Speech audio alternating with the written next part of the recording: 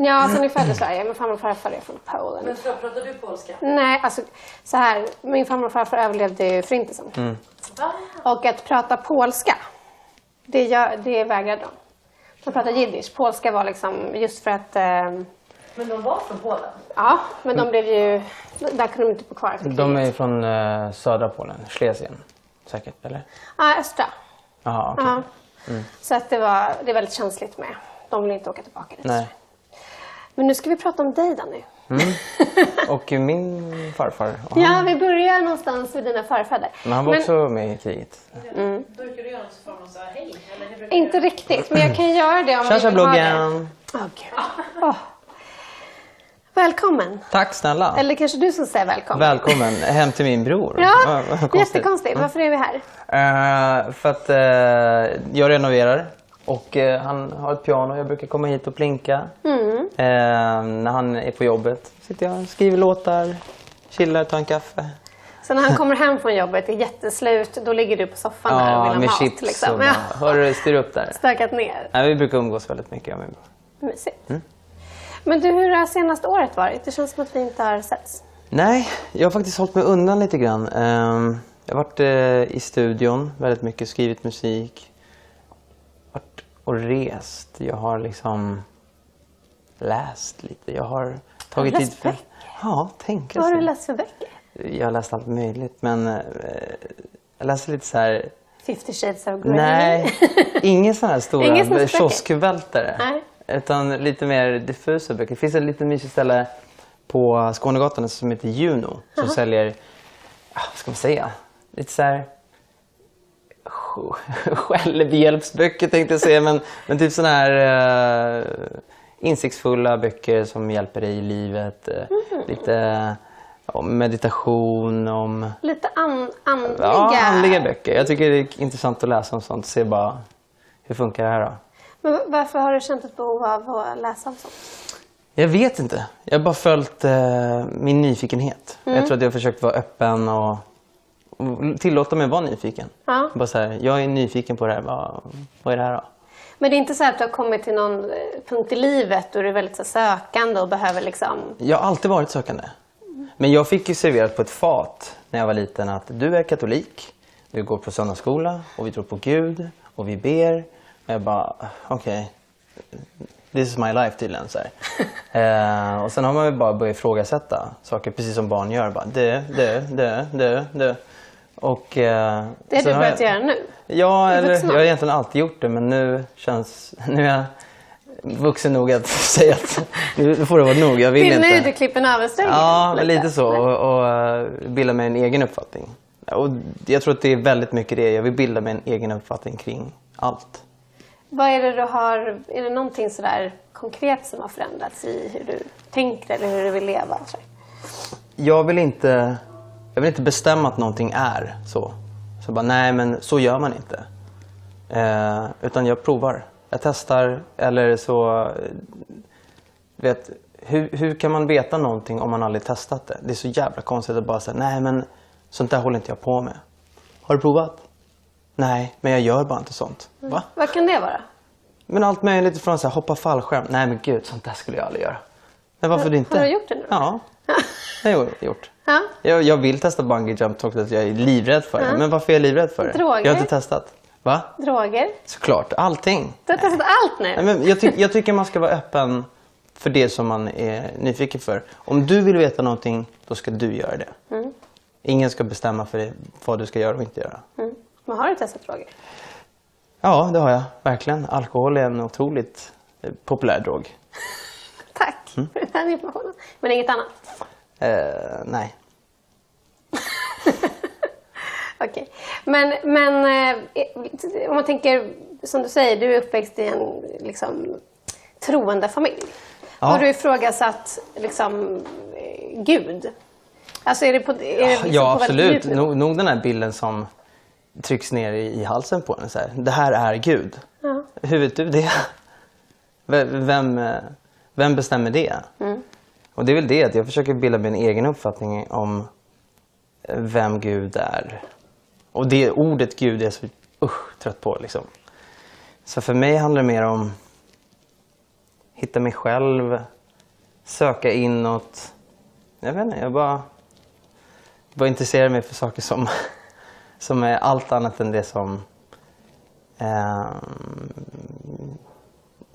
det görs reklam för överallt. Liksom. Jag försöker hitta mig själv, tror jag. Men är det, för jag tänker, du började i Idol. Och sen har du liksom du har ju bara kört på. Och någonstans här, du tävlade i Melodifestivalen, sen programledde du Melodifestivalen. Och så som jag uppfattar det, som liksom ändå bevakar dig och är liksom, följer dig, ditt varenda steg. Som en stalker. Nej, men det är att efter programlederiet i Melodifestivalen, då hände någonting. Och har jag lite rätt i det? Ja, kan man säga. Vad var det som hände? Det var ganska intensiva år där. Och direkt efter Melodifestivalen så ville jag komma bort ifrån Sverige ett tag. Egentligen så tror jag att jag flydde ganska mycket från mig själv. Och så ville jag dra till LA. Det var en dröm som jag hade. Ville se vad det var. Folk pratade om det, man var i landet. Jag hade varit där och skrivit lite musik och tyckte det var gött. Men framförallt så ville jag testa bo någon annanstans. Jag var trött på att inte ha några utmaningar. Jag gjorde saker som var ganska, inte lätt, men fortfarande saker som inte, det var inom min komfortzon om vi säger så. Jag ville testa mina vingar. Jag drog till LA, försökte skriva musik där borta, fick ett skivkontrakt. Och var väl på väg att liksom börja släppa musik där borta. När jag insåg att det var inte det jag ville göra. Är det så? Ja. Men berätta, för du åkte dit tillsammans med Molly, som du är tillsammans med. Och jag menar, och just för att uppnå det, en internationell karriär gissar jag, fått skivkontrakt. Men kan du berätta liksom, vad var det som hände? Flyttade dit, började jobba ganska direkt med ett litet team människor. Och det gick på väldigt bra. Jag rullade på, fick fantastiska möten med bra människor. Kom in i den svängen som jag ville vara i. Hur kom du in i den då? Det kan ju inte vara så enkelt. Nej, men man gick runt och vände och vred på varje sten. Och lite svenska kontakter. Sen har man ju fördel att man är svensk. För att folk tycker att svenskar har ett gott anseende i LA. Vi är produktiva, vi är flitiga, bra låtskrivare. Så där har man ju typ halva foten inne liksom. Och sen med ett smile så kommer man långt, jag vet inte. Glatt humör. Ja, vi spelade upp lite låtar och sen kom man in i rätt sammanhang. Och det var väl det. Jag drömde jag sökte efter någonting större. Jag har alltid haft en sån här dröm som tonåring att jag skulle bli en världsartist. Och det skulle vara jättefett. Men det blir sån jävla kognitiv dissonans när jag inser att det här är inte det jag vill göra. Så jag sitter där, har kontraktet framför mig. Och jag ska sjunga på Spanglish, alltså spanska, engelska, bli så här latinartist. Typ en ny Ricky Martin? Eller? Ja, Ricky Martin eller Enrique Iglesias, Pitbull. Det var verkligen den svängen liksom. Och så kände jag bara, fan håller jag på med? De ville att jag skulle bo i Mexiko i 2-3 år. Och då kände jag så här, för vad? Vad är det jag vill med det här?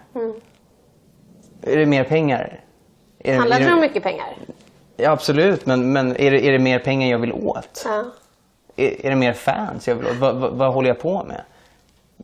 Varför kan jag inte nöja mig med att vara i Sverige? Eller varför, för väljer jag det här så väljer jag bort mina vänner, familj, Molly.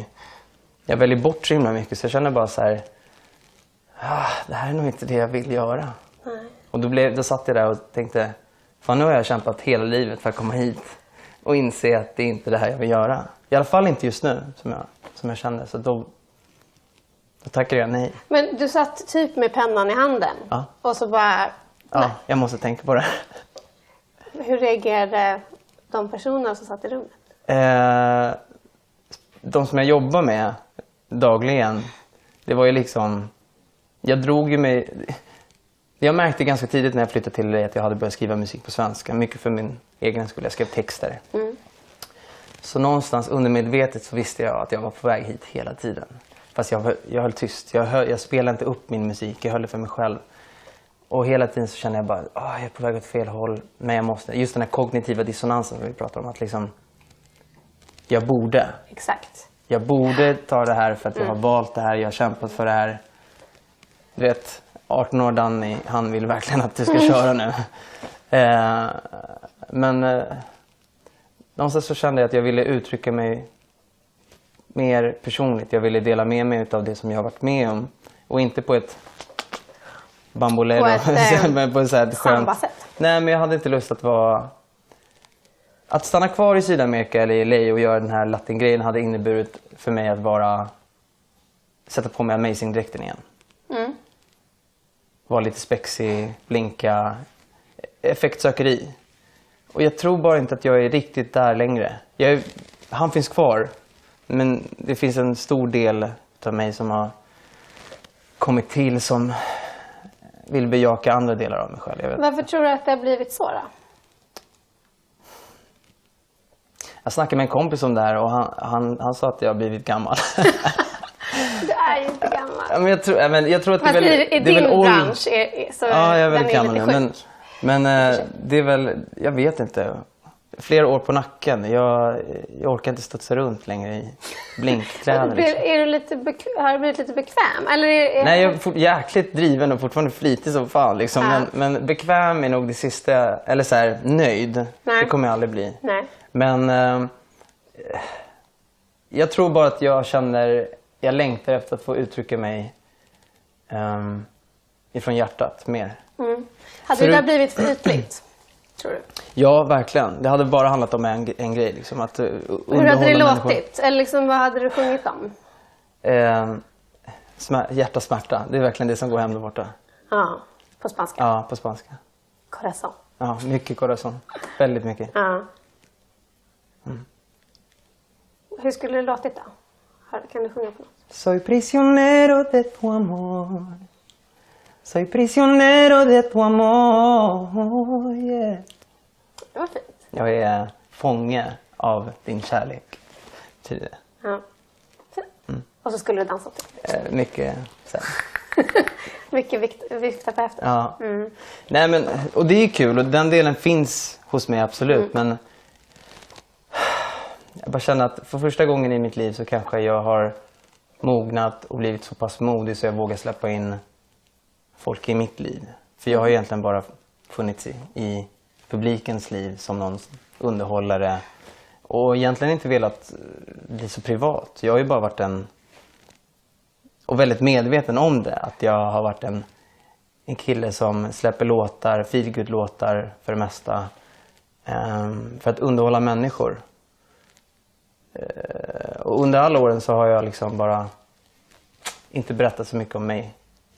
Folk vet inte riktigt vem jag är, tror jag. Eller nej, det vet de faktiskt inte. Men vem är du då idag, skulle du säga? Jag är rätt känslig snubbe. Känslig kille. Tänker ganska väldigt mycket hela tiden. Jag har mitt sätt att se på världen. Det är inte så här superkontroversiellt. Nej. Men det är jag. Men har du insett att du är känsligare än vad du trodde?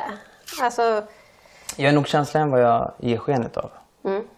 Vad kan det vara som du är känslig för då? Nej, men som alla artister som söker uppmärksamhet så grundar sig det i någon slags osäkerhet som vi alla har. Och jag är precis så osäker som de flesta är. Liksom. Jättebra självförtroende, lite sämre självkänsla. Vet, det vanliga. Och samtidigt så känner jag också, jag har alltid haft ett kall. Och det var att underhålla människor. Jag tänker fortfarande göra det. Jag har mitt scenspråk, jag dansar, försöker entusiasmera publiken och interagera med dem. Men jag känner också ett ansvar när man är artist och du har strålkastarljus på dig. Du behöver inte vara artist, bara du har strålkastarljus på dig. Många människor ser dig, så har du har en chans att påverka människor. Varför inte ta den chansen och verkligen göra det till något bra? Så länge kids eller unga eller alla åldrar tycker fortfarande att det är värt att kolla eller lyssna på mig, kan väl jag försöka kanske dra mitt strå till stacken och säga något vettigt. Eller säga saker som folk kanske inte vågar säga. Och jag försöker bara vara eller jag anser mig själv vara en helt okej funtad snubbe. Jag kan väl försöka dela med mig av de budskapen och så får vi se om man får ändra någons liv. Påverka. Men var det enklare på något sätt att vara i så här med Melodifestival, bubblan och det här som är liksom, för att då behövde du inte riktigt tänka på de här sakerna, eller? Alltså det var inget aktivt val, det var bara så här, Melodifestivalen är väldigt kul. Det är kul och spexigt och det är en jävla cirkus, det vet du. Ja. Men det finns ingen djup i det. Det finns ju alltid människor som, ja men ta Carolina Fuglas liksom, till exempel, som är där och sjunger om saker som verkligen känns. Och det är jättebra, det elementet finns, men Mello är så himla förknippat med Absolut. vilket inte är fel, det är bara att jag känner personligen att just nu vill jag bejaka mer det känslomässiga i mig som jag inte riktigt nått ut med. Men kunde du känna när du körde 2013 var det va? Du och Gina. Ja, exakt. Programledare. Ja.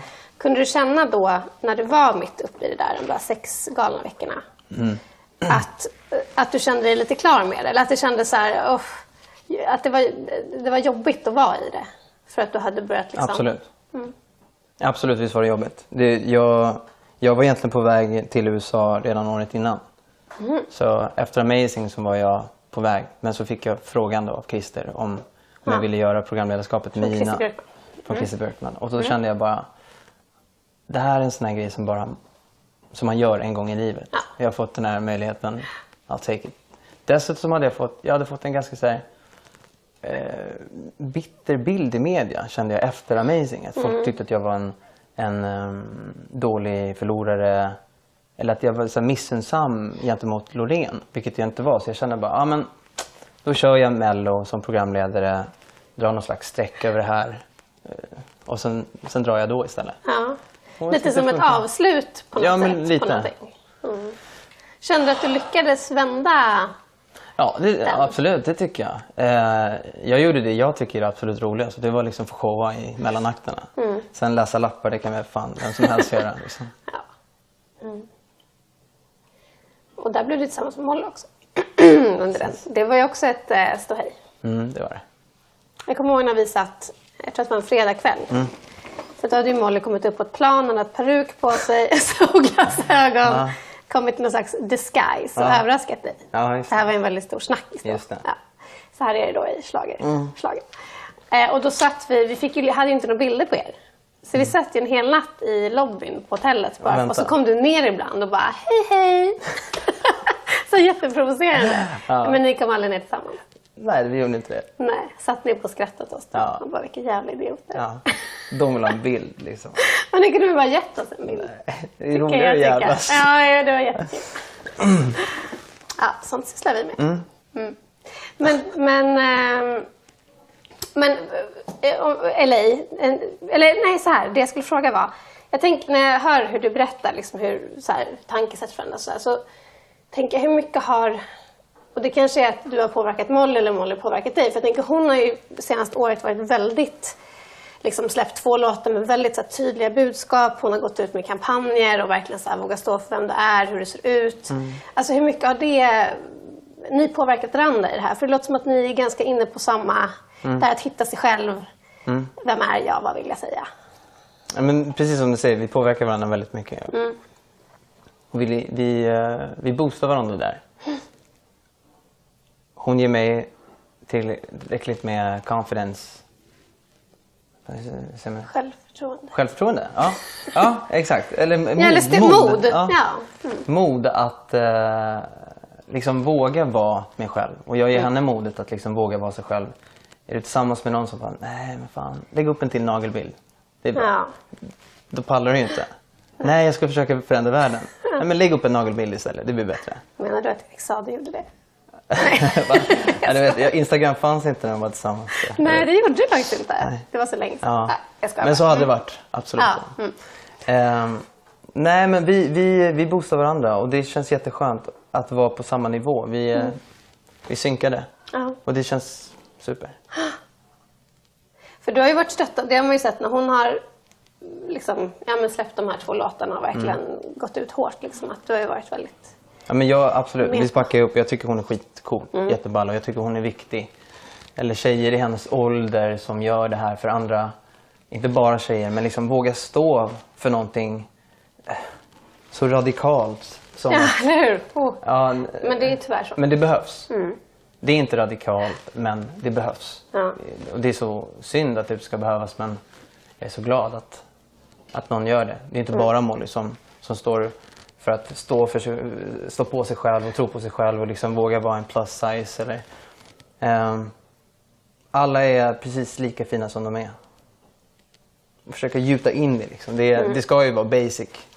Men det är inte det. Man undrar om det är någon som kommer bli så. Att vi kommer dit. Det känns inte som att idealet har blivit mer hälsosamt. Men... Jag upplever att folk tänker lite mer så. Jag upplever det så. Men det är kanske bara för att jag omger mig med sådana människor. Nej, fast du märker väl vad du får för kommentarer och sådär. Absolut. Det är väldigt fint. Det finns speciellt ett fan. Jag tror att hon bor i typ Saudiarabien. Hon skriver väldigt ofta otroligt fina kommentarer till mig. Och jag insåg det här om dagen för att hon har följt mig nu 1 år. Hon funkar lite som en spegel. Hon säger, först var det så jag men fina kommentarer kan man få från vem som helst. Det är skitsnyggt idag, bla bla, över internet. No strings attached. Så här. Men hon har liksom sett mig från att min inre resa, eller från att jag kanske börjar försöka våga påverka människor utåt. Hon har sett förändringen från gymbilder till typ inre fridbilder. Och hon skickar ganska ofta till mig så här. Det blir lite som en indikator för mig att se vad jag har kommit i min process. Så det är kul för mig att få se utifrån hur jag ser ut. Jag tänker inte på det själv, för jag lever ju i det här. Och jag ser inte min egna förändring, förutom när jag ser folk som skriver till mig. Liksom.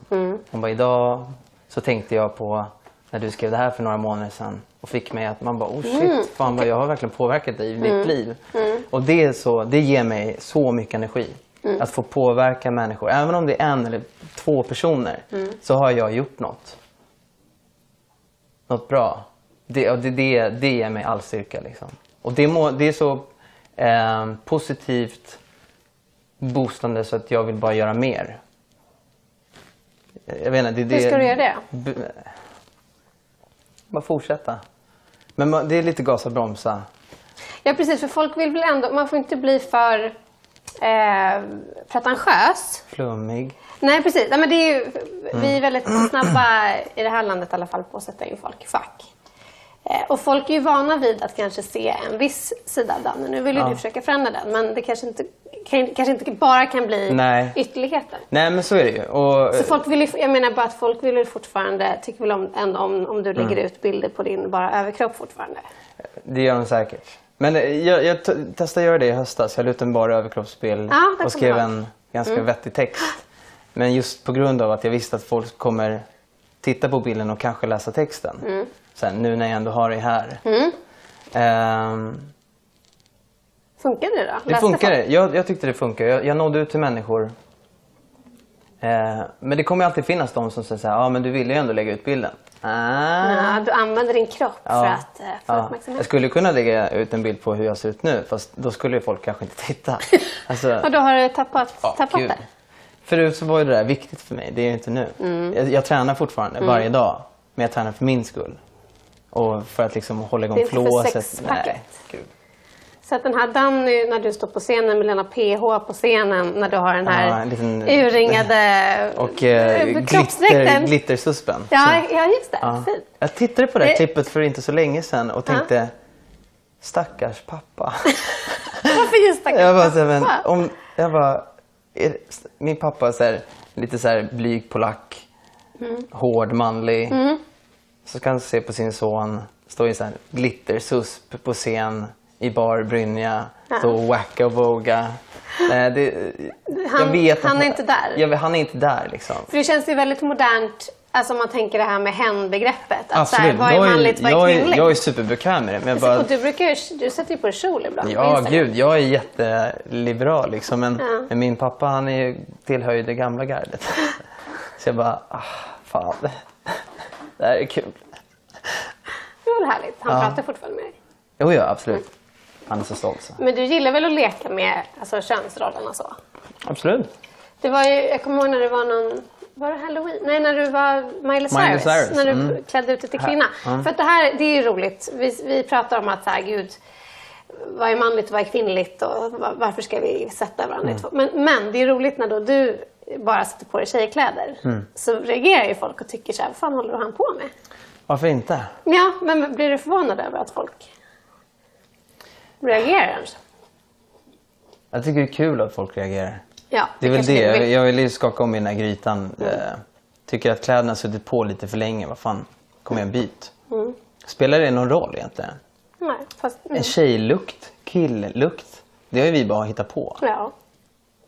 Kläder har ju vi också hittat på. Att det finns killkläder, tjejkläder. Det kom ju inte en garderob när vi kom till jorden. Utan vi har ju skapat det här själva. Så det är bullshit. Så vill jag gå runt i kjol så gör jag det.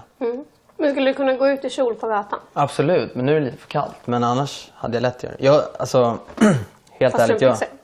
Ja, kolla på de gamla grekerna. De är inte särkar. De hade inte så mycket under kanske. Nej, men det behövs inte. Kolla skottarna. Det finns ju där. Det är bara där samhället som vi lever i ska liksom pressa in en i ett hörn och bara Men där tänker jag också på USA. Här har vi liksom, de har nog inte kommit så långt i ett hen-begrepp direkt. Nej. Och då tänker jag också så här, när du kommer dit och liksom ändå har börjat, tankesätten börjar förändras, och så kommer du dit och de vill såklart göra dig så stereotyp som möjligt, låter det ju som. Eller? Ja, speciellt latindelen liksom. Där är det väldigt tabu fortfarande att vara homosexuell eller vilket är väldigt dubbelt eftersom det är så himla... Ja, där tar man ju verkligen fram kvinnliga. Absolut, säga. Men inte om du är artist. Nej, så, men när kom Ricky Martin ut? Det var väl... typ, förra året. Ja, det är sjukt. Även om alla redan vetat det väldigt länge. Så men det är det som är så synd att det finns så här övre makter som trycker ner det. Och det är så jävla tråkigt. Och jag kände också så här, fan, att bli artist där borta, det är för mig att ta några steg bakåt. Sverige är ett väldigt framåt land, även fast vi är duktiga på att stoppa folk i fack, så är vi ändå lite mer mottagliga för förändring. Men så, om vi går tillbaka till det ögonblicket när du sitter med pennan där och så skriver du inte på, du gick hem och funderade först. Hur liksom kom du fram till att, kommer du ihåg vad du tänkte och kände liksom när du väl bestämde? Men det var lite ångest. För att jag visste att jag hade bränt några år. Enormt mycket pengar på att liksom vara där. Och nu skulle jag få det. Nu var det så här. Nu ska jag få, skörda min frukt. Min säd. Och så vill jag inte ha det. Nej. Och det är där det kommer in. Det här, fan, vad jobbigt. Jag borde. Men jag tror att jag motiverar med att jag åker hem bara över sommaren. Ja, du liksom drog ut det det är lite som en relation. Bara, vi tar en paus bara, så ser vi sen. Exakt. Så jag tog en liten paus och så skrev jag inte på. Och så stannade jag här. Ja, enklare att liksom säga nej härifrån kanske. Ja. Har du ångrat dig någon gång? Att du tackar nej? Nej, verkligen inte. Nej. Jag har inte det. Och det känns så jävla skönt. Hela den här resan till LA överhuvudtaget har varit så nyttig för mig. För att jag behövde komma iväg, känna efter. Går det? Ja, det gör det. Confidence. Det är lite som... Jag vet inte, när man var så här, gick i mellanstadien och var kär i en tjej på skolgården. Och tisslade och tasslade i flera veckor och sen så här, får jag chans på dig? Ja.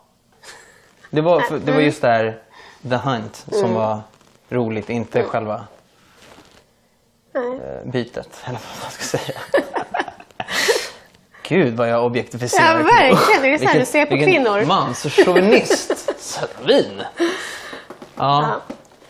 Men i relationen, där har du har ju en lång relation bakom dig. Och har ju ändå varit tillsammans med Molly ett tag. Så att jag antar att där tänker du lite annorlunda. Nej. Nej. Jag vet inte. Nej. När du har bytet så är det inte intressant. Det är skittråkigt.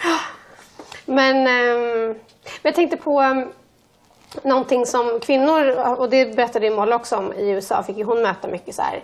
Du måste gå ner i vikt, du måste träna, du måste göra det och det och det. Vad mötte du som kille för sådana typer av som krav och kommentarer?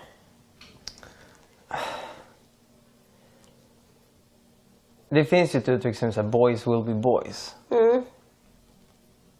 Och det tycker jag säger hela grejen. Så är det ju inte. Boys will not be boys. Men bara att de har sagt det, boys will be boys, och då ska du gilla bilar, ska ha en skinnjacka, du ska vara ut på krogen, du ska vara ball, du ska ha muskler. Det är väldigt stereotypt där borta. Och visst, jag har kanske levt enligt den mallen. Men det blev så tydligt för mig att när jag kom dit också så var vi så många som var likadana. Så jag bara, shit, jag är verkligen bara en i mängden utav de här snubbarna. Jag kan bara ställa mig i ledet här. Vi är precis likadana. Eller egentligen inte här inne, men utseendemässigt. Och man skrapar på den här ytan så faller den ganska fort. Och jag märkte att det fanns ingen riktig lycka där borta i LA. Folk var där och drömde. Och drömmar får man göra, absolut. Men det var liksom blandade drömmar med den här ångesten. Kommer jag lyckas? Kommer jag inte? Vassa armbågar. Hi, I'm an actor. I'm a dancer. You know what? I can do anything you want. Och det kändes bara så här. Lite som att man säljer ut sin själ. Liksom, eller? Verkligen. Los Angeles är underbart i bara några månader. Sen måste man dra därifrån. För annars så sugs man in i det där. Och så försvinner man in i det och tror att det är liksom det viktigaste. Ja. Och tappa bort sig själv. Och jag kände bara att det hade jag inte lust att göra. Nej. Tror du att du hade gjort det om du hade tackat ja? Nej, jag hade nog... Nej, jag hade inte tappat bort mig själv där borta. Men det var ju därför jag drog. För att jag tyckte det var så obehagligt att vara kvar.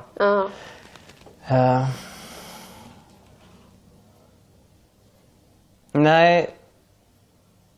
LA var viktigt för mig för att jag inte skulle ångra mig sen. Du vet, vakna upp 40 bast här och bara, varför drog jag inte? Det kanske hade funkat. Nu slipper jag dö nyfiken. Ja, men i beslutet att inte ta kontraktet fanns det också en rädsla i precis, du vet ju inte om du skulle ha slagit över hela världen. Alltså, Nej, fanns det någon rädsla i beslutet också att så här, fan satsa på det här, då måste det fan funka också. Nej, jag var inte skraj för det, utan det var mest att jag bara, fan, vad händer med Nytorget då? Och polarna och morsan och farsan och brorsan. Ja.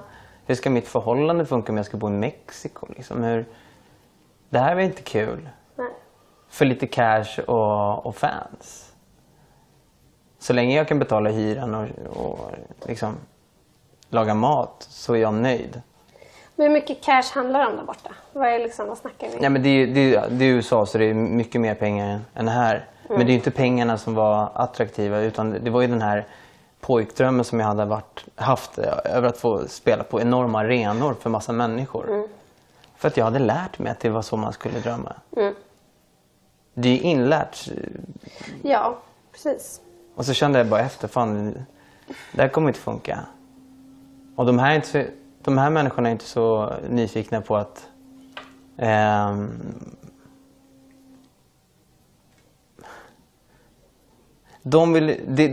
det attraktiva med mig där borta är att jag är exotisk.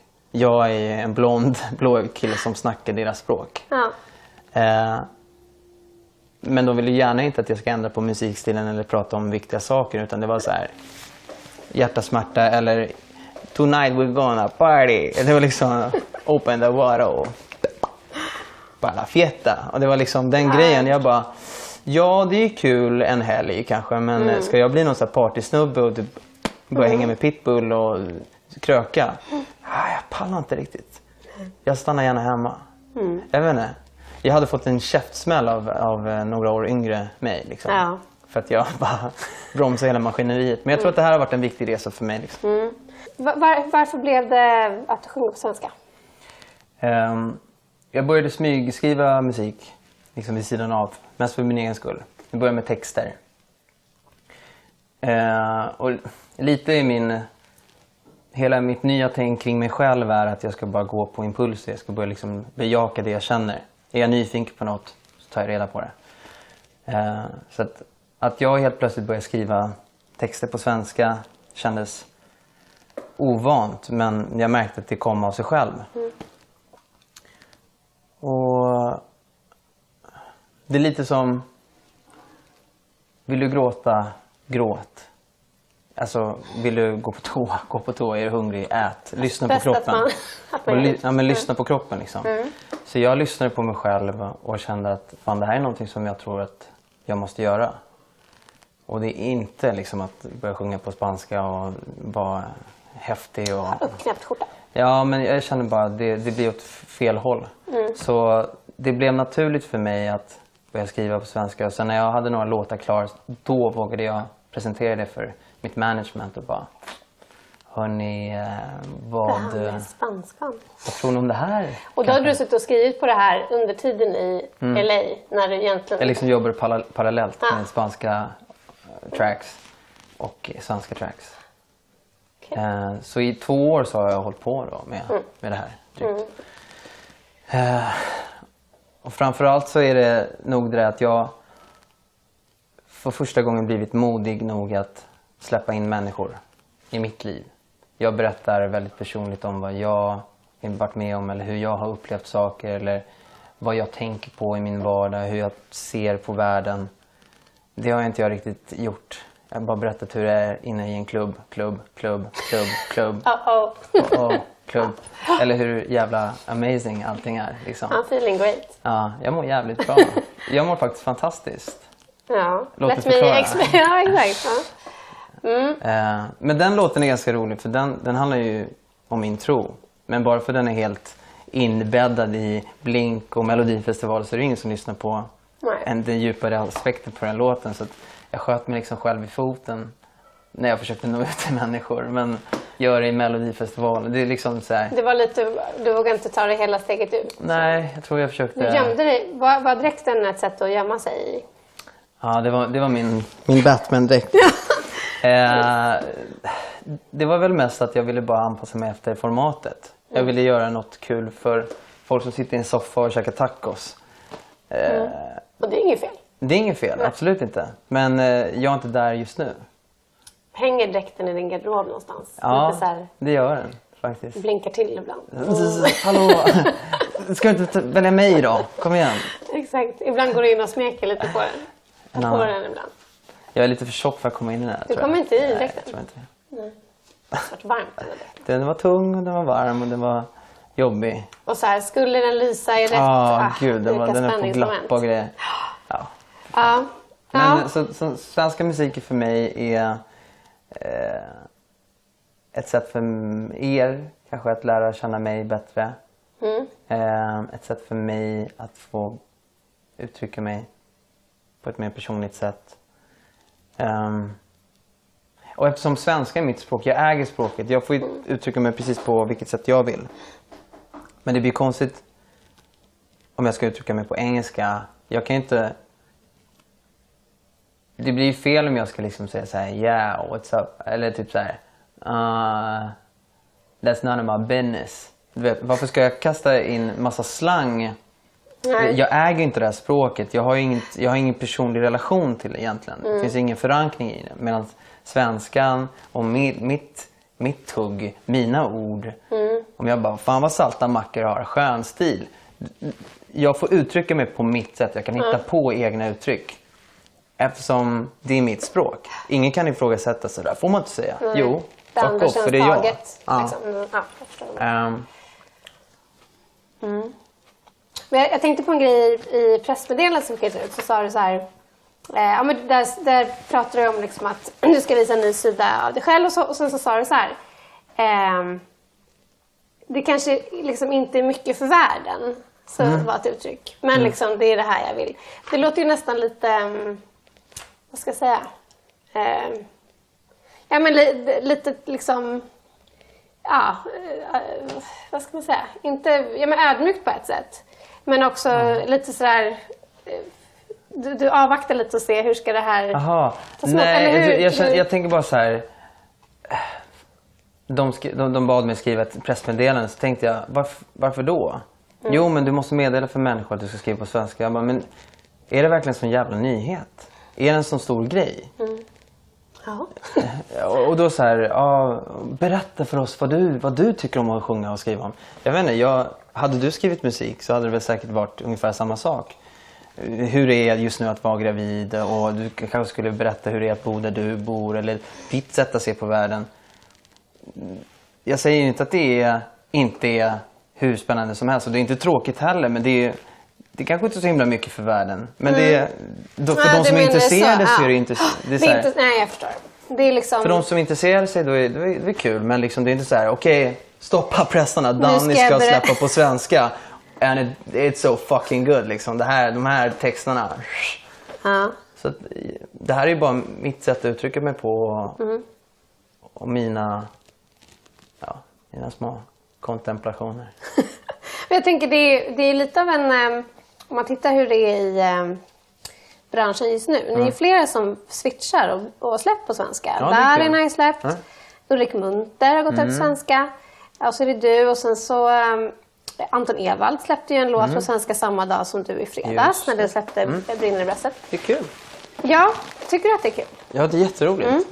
Jag älskar personligen svensk hiphop. Lyssnar dagligen på svensk hiphop. Jag tycker att svensk musik överlag måste premieras mer än vad den gör. Det är så få svenska låtar på radio. Vi lyssnar liksom på vad andra gör istället för att lyssna på oss själva. Vi har fantastiska artister, fantastiska musiker. Det finns så mycket konstnärer här i Sverige som vi kan uppskatta istället för att uppskatta grannländernas eller liksom USAs skit. Eller hur? Men det är väl för att vi är ett litet land och vi alltid har sett USA som någon slags storebror. Ja, liksom. Jag vet. Och Sverige är lite så här followers-människor. Och det är tråkigt. Det är väl lite det jag vill bort ifrån också. Varför ska jag försöka härma amerikanska artister och ta deras uttryck? Jag har ju mitt egna. Men det tog ett tag liksom att bygga upp det och hitta mig själv. Och nu känner jag mig mogen. Jag hade aldrig velat släppa musik i 20-årsåldern på svenska.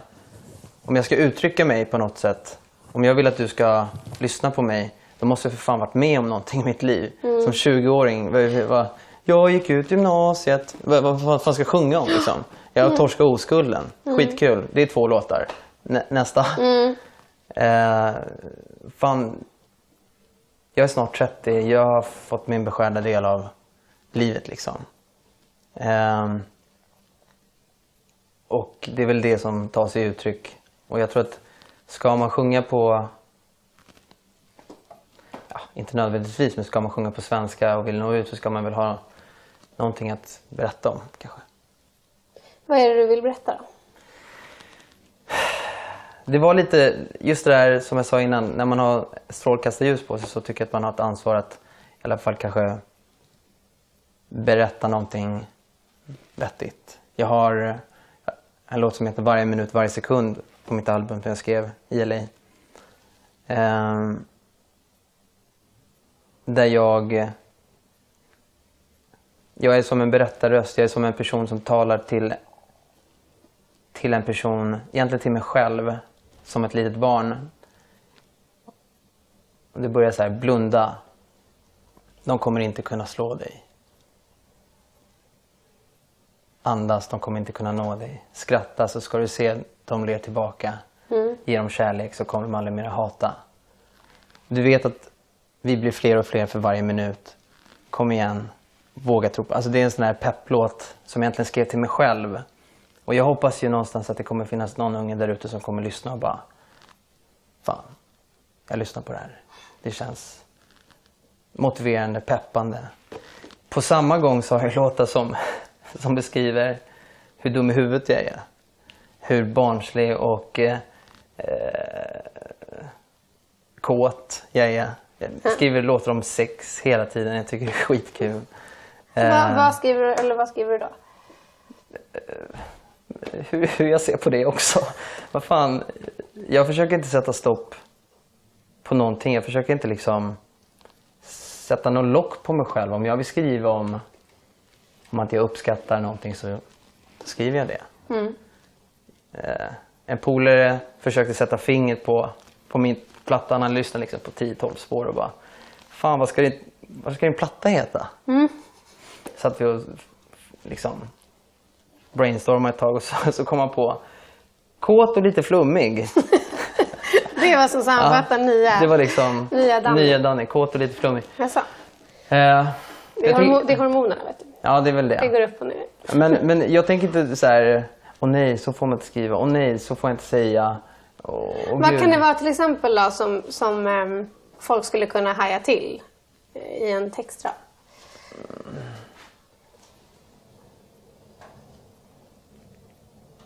Jag sjunger i en låt som heter Sjunde himlen, som berättar jag om hur jag tar det på en skjuts till Sjunde himlen. Vi möts, vi är ute, vi ser varandra. Jag är ganska kaxig i texten där jag går fram till den här personen och viskar någonting i hennes öra. Eller egentligen jäveln i mitt öra viskar till mig att jag ska säga det här till henne. Och så i andra versen så vänder stolarna om och så blir det hon som viskar i mig och visar sig att hon är lika freaky liksom. Jag tycker det är kul. Men att ta en skjuts till Sjunde himlen, vad är... Ja, det är ju en metafor för att ligga.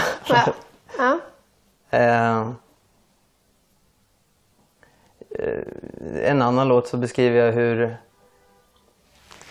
hur partnern kommer in genom dörren, man hör i hallen, man har fått ett sms, man har tänt några ljus, häller upp ett glas vin, setting the mood right, du vet. Skriver upp musiken. Ja. Och sen och det är också en skjuts till Sjunde. Ja, det är en till skjuts. Till kanske 11:e himlen. Men jag tycker det är kul och jag vet att folk kommer säkert börja grina. Bara, så får man inte säga, du ska ju vara förebild. Men vadå? Nej, men ligger inte människor längre? Nej, jo. De vill hoppas. Så det är alltid från låtar till mina bästa vänner. Jag har en låt som heter Dör för dig. Som handlar om brödraskap. Alltså bästa vänner. Och den här personen som jag målar upp i min låt då, det handlar om alla mina vänner och min bror. Jag liksom mashat ihop dem till en person. Och beskriver hur sekvenser i mitt liv när vi smygrökte och liksom stod på balkongen och kastade vattenballonger på folk och sköt ärtor och du vet, försökte ragga upp brudar och hela den här tonårsperioden, det bara bubblade i hela kroppen. Jag har en annan låt som jag bara beskriver när jag satt i köket och jag bläddrade igenom gamla bilder och garva och sjöng. Det är så här ett stort gäng från kören uppe i Katarina kyrka här. Sågs ofta och bara sjöng ihop. Det låter kanske fett awkward, men det var det vi gjorde. Vi satt och sjöng, stämföring, skrev egna låtar. Och bara den perioden i mitt liv. Så jag håller inte tillbaka på någonting. Jag försöker inte vara PK. Jag försöker inte vara... Jag är bara jävligt ärlig. Och passar det inte så finns det mycket annat att lyssna på. Vad är det ärligaste du... För när du går ut och säger så här, att nu jag öppnar upp mig, jag ska vara ärlig, då tänker man så här, det kommer ju komma någonting som jag inte vet om dig. Vad skulle du säga är liksom det ärligaste som finns i låtarna? Eller något mest utelämnande?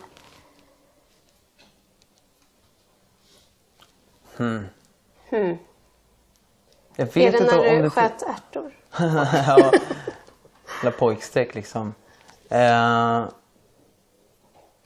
Jag vet inte om det är så himla mycket utelämnande på det sättet, alltså så här att jag berättar någonting så här. Det är inte så att du bara, jo men jag rånade en bank, jag förstår det inte på den. Nej, det är inte på den nivån.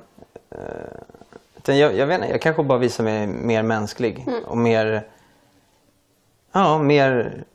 mänsklig. När jag träffar människor som jag inte träffat förut. De träffar mig första gången så brukar de säga så här. Det här slår aldrig fel. Det är nästan alltid så här. Fan, du var mycket skönare än vad jag trodde. Det var liksom så här som oss. Hur fan annars ska jag vara? Ja. Vad förväntar du mig? Att jag ska gå runt i min blinkdräkt och liksom vara asdryg? Eller vad är grejen liksom? Så jag vet inte, jag bara visar mig jag är precis som väldigt många andra. Bara att jag har ett uttrycksmedel som når ut till fler. Men är det roligt för hur det ska tas emot? Ja, det är jag såklart. Det här är en baby som jag har burit på rätt länge. Samtidigt så längtar jag. Förstår du? Jag får liksom... Jag vet inte. Jag får bara... Jag kanske får vara jag. På riktigt. Det känns som att det finns en ganska klar bild över vem jag är där ute som inte riktigt överensstämmer med den jag faktiskt är. Är det frustrerande att tänka på? Det har inte varit det. Det har varit skönt. Men nu börjar det bli frustrerande, tror jag. Nu börjar det bli så här... Men vem tror ni att jag är egentligen? Vad är det för bild ni har av mig? Eftersom alla säger så här, du är mycket skönare än vad jag trodde. Vad har jag gjort? Som verkar så jävla osoft liksom. Så det är väl det. Det är inte så att jag längtar, men det är så här, fan det skulle vara nice att kanske folk visste att jag var soft. Ja, inte så mycket begär. Jag vet inte, folk kanske är skiträdda att gå fram till mig och tycker att jag är dryg. Jag har ingen koll, men för mig är det skönt att bara få vara jag. Vad är planen då? För nu har du släppt en singel i fredags, Brinner i bröstet. Yes. Och sen så kom plattan i höst. Vad är liksom, är det här ett större projekt än bara musik? Eller har du tänkt på så här? Ja, men det är det. Jag tänker, vi har hållit på att planera nu inför nästa år. Jag skulle vilja göra en lite större konsert. Skriva väldigt mycket mer musik. Jag vill släppa mycket musik. Jag vill liksom ha några produktiva år nu framför mig. Skulle jag vilja göra. Om jag får möjligheten. Om det tas emot väl. Om det bara tar tvärnit så får jag väl hitta på något annat. Ja, men det är klart det måste ju vara jag tänker så här, Måns Zelmerlöw som liksom, nu har han flackat mycket mer än vad du har. Att han var programledare i väldigt många år och liksom la undan musiken lite. Kom tillbaka och släppte musik som var väldigt annorlunda från det folk var vana vid i Melodifestivalen. Och det funkade inte för Måns i alla fall. Nej. Alltså kan du tänka på sånt och bli så här, gud vad liksom... det är mycket som står på spel för dig. Ja, jo, både och. Men samtidigt är jag lite så här, fan. Om det är så här att 100. Om jag bara har 100 pers kvar som gillar min musik, då är det 100 som verkligen gillar min musik.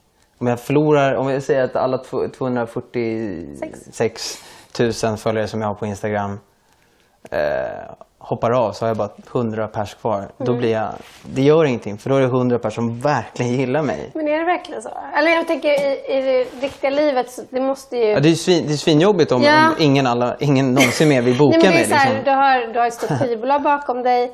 Alltså det är många som ska vara med på tåget för att du ska kunna göra det du vill. Så här, jag vet inte, jag är ganska trygg i min musik. Jag är trygg i mitt sätt att skriva musik. Som låtskrivare och producent så är jag så här, jag vet hur man gör det här. Jag vet hur man skriver musik. Men framförallt så är det kommer så himla djupt inifrån det här. För mig spelar ingen roll om det slår eller inte. Skivbolaget gör det verkligen. Det är ju astråkigt om det floppar för dem.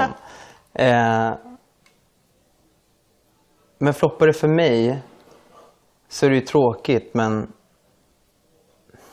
jag har i alla fall varit superärlig hela vägen. Det har varit jag. Jag har inte försökt göra mig till för någon och misslyckats. Utan jag har varit jag och då vet jag att jag inte funkade. Och bara, fuck it.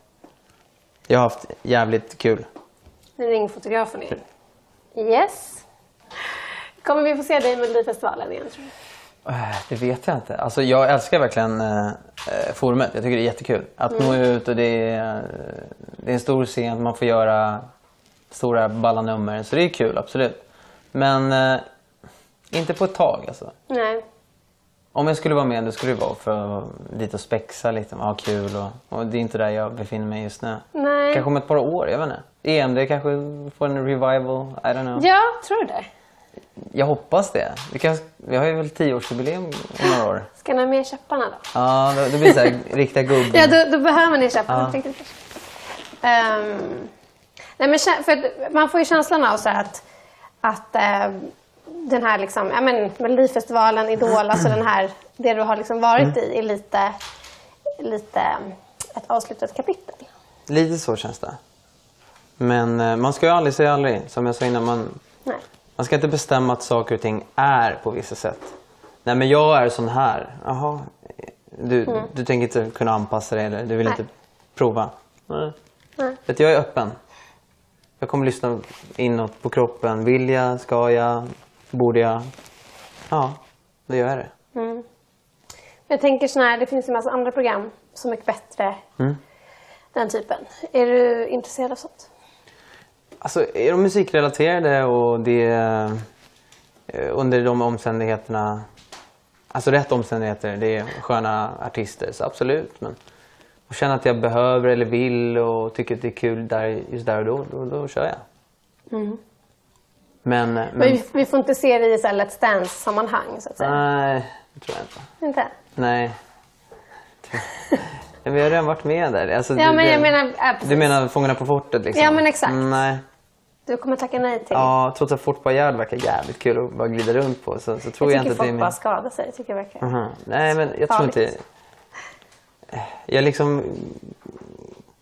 Som sagt, jag ska inte säga aldrig, men jag känner mig lite klar med lek-tv. I alla fall just nu. Men jag tror jag ställde den frågan för typ någon timme sedan. Men är du orolig för att folk kan komma att uppfatta dig som pretentiös? Nej, det har jag inte tänkt på. Verkar jag pretto? Nej, men jag bara tänker så här hur folk är. Just för att du går från liksom en värld som är väldigt, väldigt, det är snarare bredd än cred. Det är liksom kommersiellt, det är så här, ja men precis, det är spexigt. Till att kanske, förstå vad jag menar? Ja, jag vet. För folk kommer det säkert verka ganska fort det här bytet, men det här har ju pågått under väldigt många år inuti mig liksom. Men det är väl mitt egna fel att jag varit dålig på att kommunicera det. Antar jag. Men jag är inte så rädd. Folk är ju väldigt snabba på att liksom bestämma sig. Då får de väl göra det. Det är tråkigt dock om så här recensenter ska hålla på och säga vad som är och inte är. Precis som jag sa så tycker jag inte det finns... Man kan inte vara så som människa. Man kan inte ha ett sånt jobb. Det finns inget sånt yrke på riktigt att säga så här: det här är bra, det här är dåligt. Vi är ju helt olika som människor. Vi tycker om olika saker.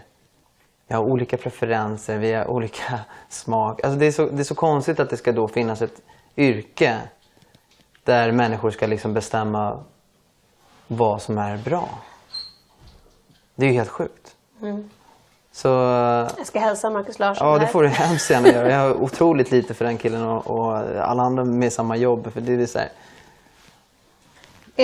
Blir det där som en liten tagg? Liksom, just att folk har satt det i ett fack och det... Men det är så konstigt att så här, vad jobbar du med? Jag jobbar med att bestämma vad du tycker om och inte tycker om. Jag bestämmer det. På vilket sätt då? Har du all kunskap inom det här? Har du all erfarenhet? Har du all utbildning? Nej, det kan du inte ha. Och hur kan du veta vad jag tycker om? Jag kanske tycker om det här. Men har du känt att handlar det om att du har känt att de inte har tagit dig på allvar? Nej, det är bara att de är tycka tillare liksom. Som ska veta någonting. Det är jättekonstigt. Jag vet inte hur jag ska säga. Det är bara befängt att någon ska tycka för andra. Ja, och det känns, hela vårt samhälle är ett tyckarsamhälle idag. För nu kan ju alla tycka dessutom. Bara genom några ord på internet liksom. Men det här ska liksom tryckas i den största tidningen. Visst, och det blir allmänt så här. Konserten var dålig, ljudet var kast, bäst, ingenting. Man bara, men okej. Det spelar ingen roll om de ens hyllar mig. Det är så här. Du kan inte ta in det liksom. Nej. Kan man inte ha ett öppet forum där människor får skriva istället? Alltså får någon bara plöja igenom alla kommentarerna. Så, ja, de flesta verkar tycka det här. Som en liten undersökning. Ja, en SIFO-undersökning liksom. Jag tycker recensera saker är bara ett väldigt konstigt beteende som vi människor håller på med. Ja. Men vi har ju något sånt behov av att recensera andra. Det är som så här, beskriv din musik. Jag vet att den låter. Kommer jag tycka om det? Lyssna. Men var den snabb? Jag vet inte. Men är du, alltså när du tänker på att för tidigare har du ju varit i liksom mer popfacket och haft liksom, där har du ju jämförts med, ja men och det kanske har varit mycket liksom andra som har tävlat i Melodifestivalen, det är Erik och Måns och Anton och liksom. Nu hamnar du ju ut i en annan genre. Nu släpper ju de lite svenskt också. Liksom, hur tror du att du kommer stå dig i konkurrensen?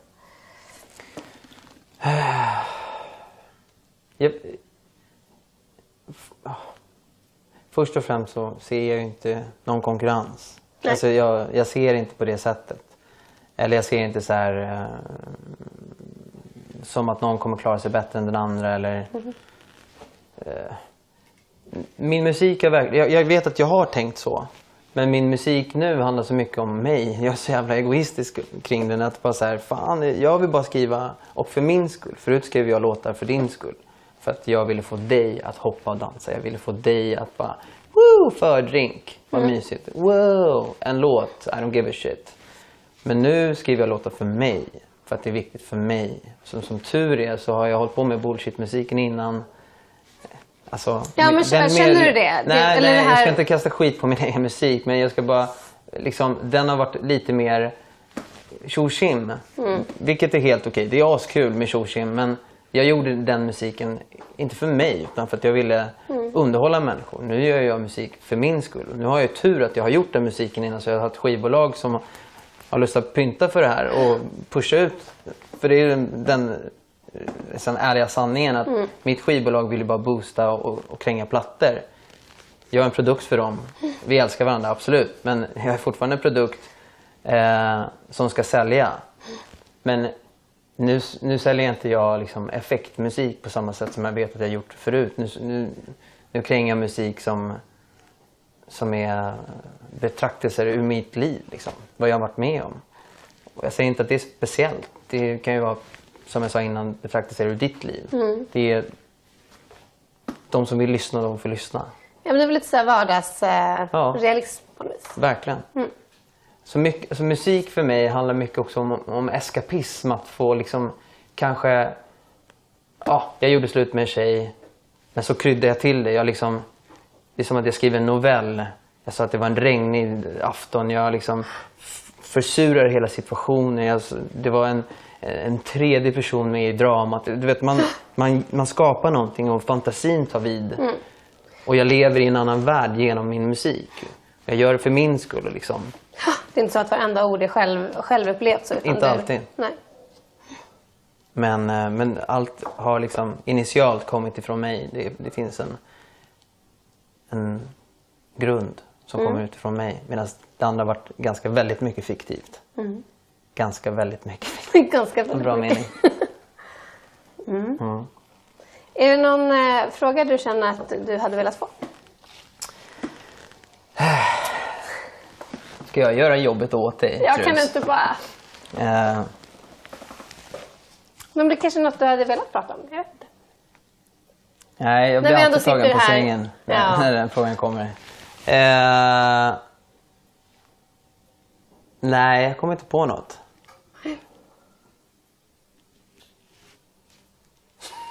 Det sitter Tänker du fler på- i det här det är rummet fler som är i alldeles rummet. tysta.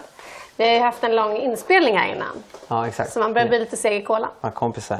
Nej, jag vet inte om det finns något mer som jag känner att jag måste få med. Liksom. Men så här, för att liksom wrap it up. Nu släppte du din första singel på svenska i fredags. Nu är det måndag när vi spelar in det här. Vad är liksom nästa grej som händer för dig? Jag ska väl... Du menar i livet, eller? Ja, Ja. vad är karriären? Eller liksom vad... Ja. I sommar kommer jag ta det lite halvlugnt och skriva musik. Mer till plattan. Jag ska spela lite grann men inte så mycket. Jag planerar att åka ut på en liten klubbturné i höst. Men framförallt så lägger jag krutet på nästa år. Okej, det är 2016 som är the shit. Ja. Precis. Så det här blir att du puttrar ut lite singlar Precis. och sen... Och sen kommer hela grejen lite senare. Spännande. Du ska göra en radiointervju vet jag. Ja, Så det du ska jag ska också. få- Väldigt snart. Ja, väldigt snabbt. Vi ska kunna landa lite med varandra. Men du, tusen tack. Du, det är jag som ska tacka. Är det så? Kul att ni ville komma till min bror. Ja, jag tackar din bror. Ni är alltid välkomna Vi är hit. liksom synat från enda vrå här. Ja, Till och med uppe på loftet. det är bra väggar. Ja, det var det första jag sa när jag kom. Det är inte lyhört här för att ni ska ju... Ja, det Det går allt för långt är... härifrån. Om man har borrmaskin så är det tydligen lyhört. Ja, Men, men det har inte du. nej. Ja, bra. Tack. Oj! En applåd. Fan vad härligt.